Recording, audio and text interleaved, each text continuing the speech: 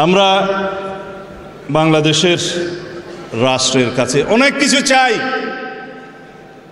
আপনারা রাষ্ট্রের কাছে অনেক কিছু চান, কিন্তু রাষ্ট্র পরিচালনার মধ্যে সবচাইতে মূলনীতি হওয়া উচিত আমরা রাষ্ট্রকে কি দিতে পারি।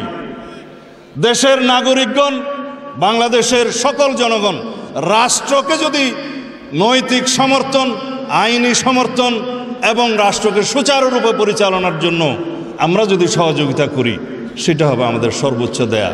শুধুমাত্র আমরা সবাই সকল শ্রেণী পেশার মানুষ দাবি আদায় করার জন্য রাস্তায় নেমে যাই, রাষ্ট্রের কাছে চাই, অথচ আমরা রাষ্ট্রকে কিছুই দিতে চাই না, সেটা হয় না।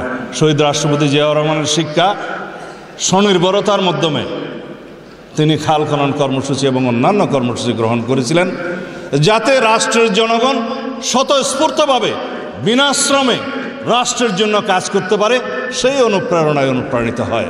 আমরা সবাই যদি রাষ্ট্রকে দেওয়ার জন্য প্রস্তুত থাকি, ইনশাআল্লাহ রাষ্ট্র আমাদেরকে ভরপুর দিবে।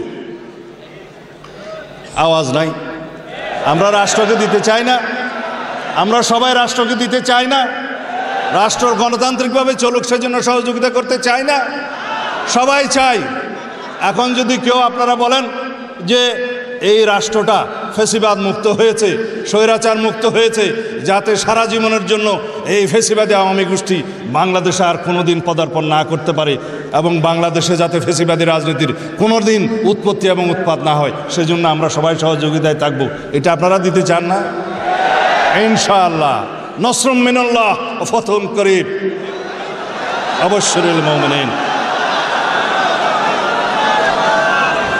আসসালামু আলাইকুম ওয়া রাহমাতুল্লাহি ওয়া বারাকাতুহু।